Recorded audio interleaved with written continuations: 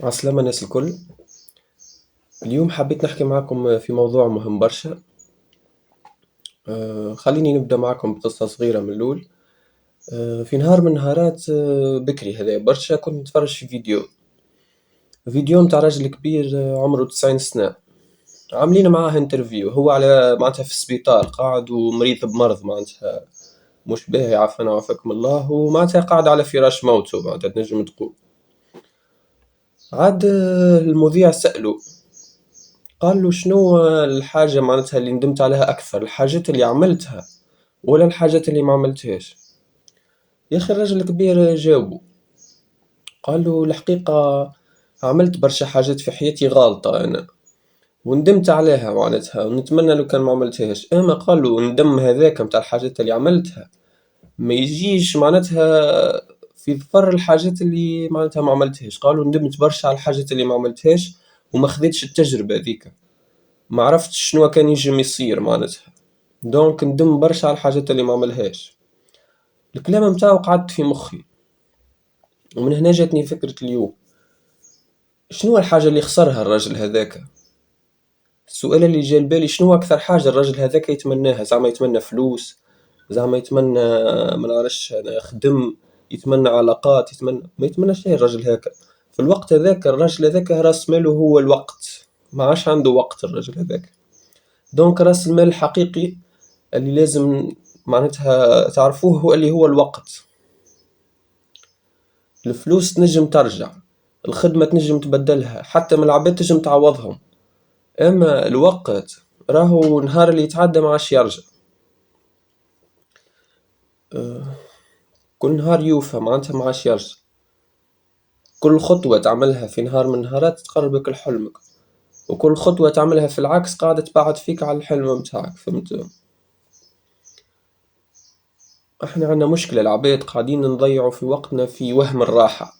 قاعد ماشي في بالنا اللي مثلا تجي نهار من نهارات تقول انا تعب خليني نرتاح شوية غدوة ونبدأ، وكذا وكذا وكذا، وانت قاعد تهرب. هذاك هروب ماهوش راحة. انت اصلا وانت قاعد ماكش مرتاح، قاعد تقول يا ليتني قاعد نعمل في حاجة. فهمت؟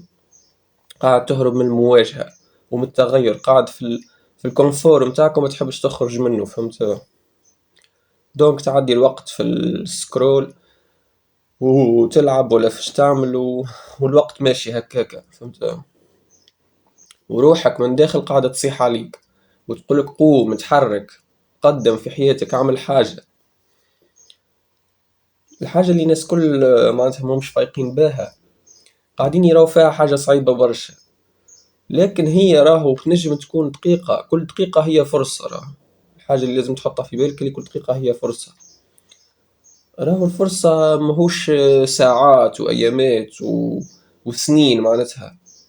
فرصة تنجم تكون دقيقة، دقيقة تاخد فيها قرار جدي، مش معناتها كيما كل متاعتو نبدا غدوة وتو نأجل الدراهم متاع الفرصة. كيف نهار تاخد قرار جدي تبدا فيه بالرسمي، تكتب شنو مش تعمل وتتوكل على ربي معناتها. ما تستناش الظروف تكون كاملة. برشا عباد عندها المشكلة متاع تستنى الظروف تكون كاملة وبيرفكت باش يبدأ. لا، انتي اصنعها الظروف، انتي كملها بالإصرار متاعك، ما تستناش كل شيء يكون كامل. دونك شد الوقت وما تخليهش يسرقك. فما مثل يقول الوقت كالسيف إن لم تقطعه قطعك. دونك انتي ما تخليهش يقطعك. كل يوم تعيشه بلا هدف راهو قاعد يتعدى ضدك، حتى من نفسيتك تتعب معناتها. وكل يوم تستغله حتى بحاجة بسيطة، شوف روحك قداش تحس بروحك عملت حاجة باهية معناتها، تحس بالإنجاز. دونك انتي خمم شكون تحب تكون. كل نهار خمم مع روحك معناتها أنا الشهر الجاي شنو العبد اللي نحب نكون، شنو معناتها نحب نعمل في حياتي، عام القدام شنو مش نكون أنا، 5 سنين القدام. ديما خمم معناتها خمم، حط الفيزيون الكبيرة قدامك. ما تخممش كل نهار بنهاره معناتها. العيشة اللي انتي ماشي بيها اليوم خمم وينش توصلك 5 سنين لقدام. يا ترى مش توصلك لحاجة كبيرة ولا مش تقعد في نفس البوان اللي انتي فيها تو. دونك الوقت ما يستنى حد. راه انتي تختار تعيش حياتك ولا تخلي الوقت يعيشك من الاخر. دونك قرر من تو،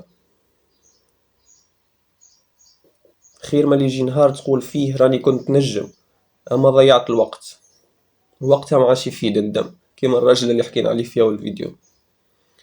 كان عجبكم فيديو اليوم ما تنساوش تخليونا لايك وسبسكرايب واعطيني رأيك في التعليقات، وكهو إن شاء الله عجبكم وبسلام.